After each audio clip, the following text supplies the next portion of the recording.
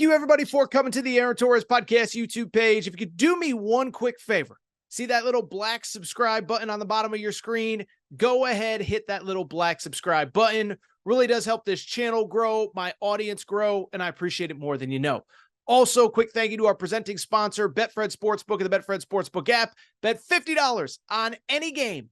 Get up to $1,111 in free bets courtesy of the Betfred Sportsbook.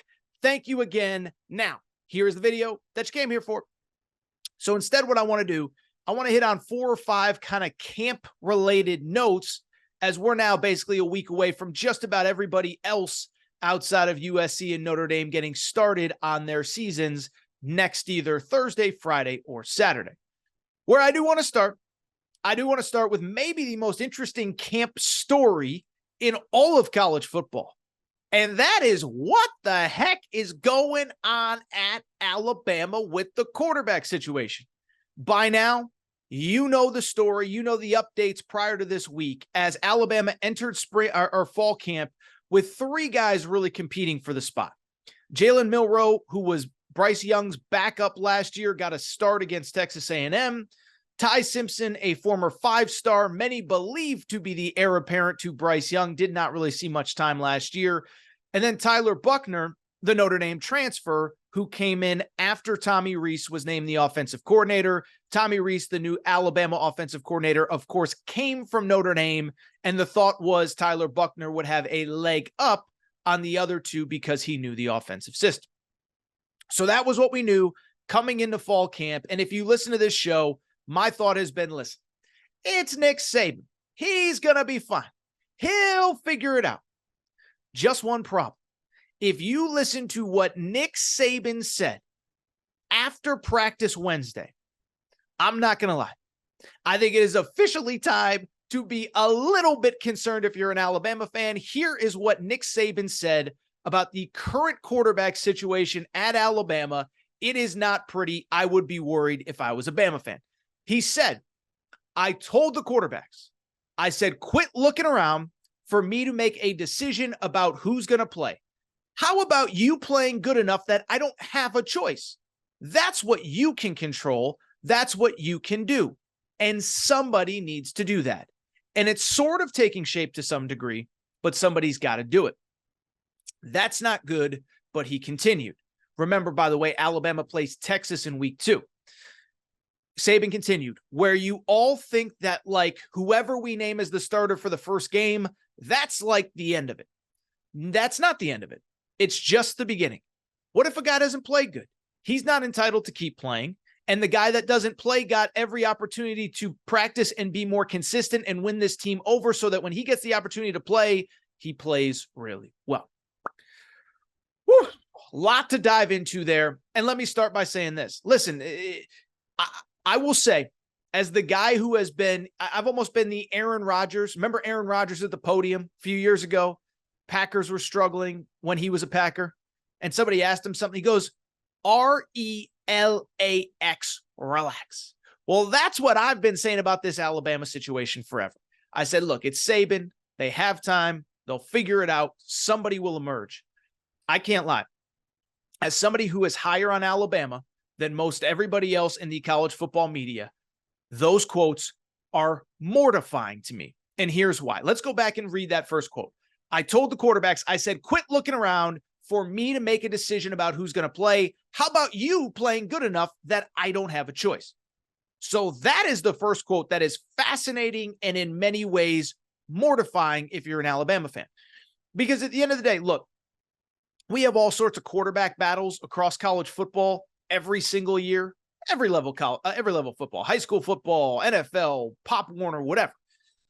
The thing is, not all quarterback battles are created equal. And oftentimes, the reason that you can't separate quarterbacks is because both guys are playing really well. You know, you go back to Alabama's the perfect example. Tua or Jalen or Tua. We spent months talking about that. But either way, you knew that whoever Alabama picked, they were going to be just fine because both of those guys were really good. Ohio State has had that through the years. When C.J. Stroud got the job and his backups were more than capable, whoever, you could go on and on and on down the list. This, however, what Nick Saban said Does not sound like that at all.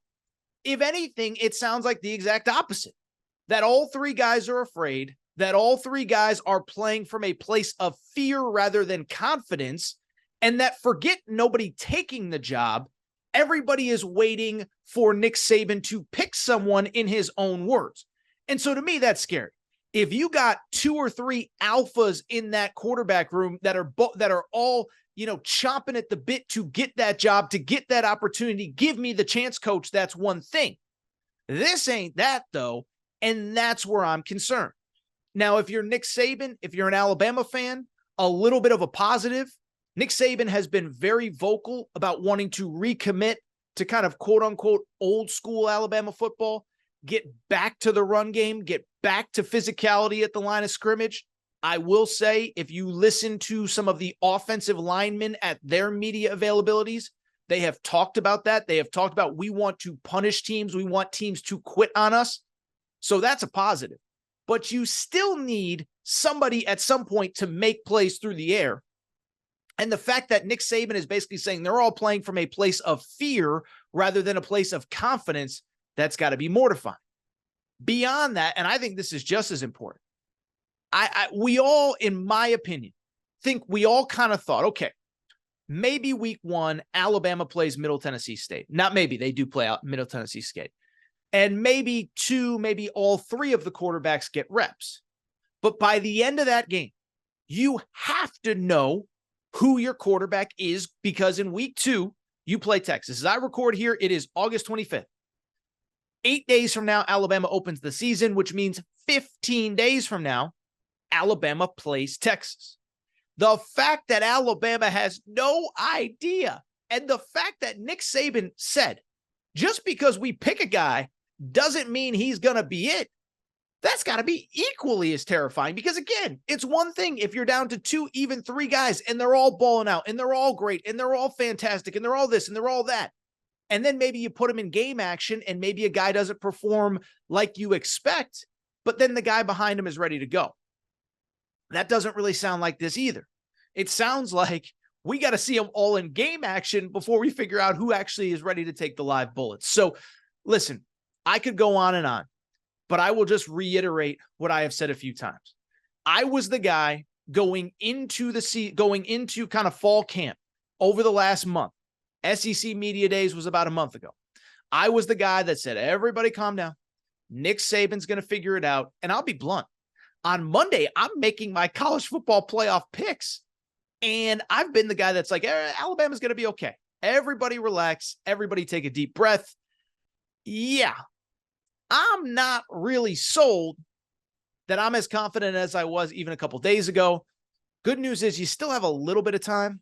Good news is Middle Tennessee State is your opener. It's not as though you're opening with Texas. Remember, for years, Alabama used to have those super marquee openers. Played USC one year, Michigan one year, Wisconsin one year, I believe. At the very least, you don't have that kind of opener, but they got to find somebody and in a hurry, because Texas in week 2, Quinn Ewers is coming into town. That offense will be able to put up points, and you're going to have to be able to go score for score. And then, oh, by the way, by the end of September, they also have to play Ole Miss at home, at Mississippi State. They got to find a quarterback soon.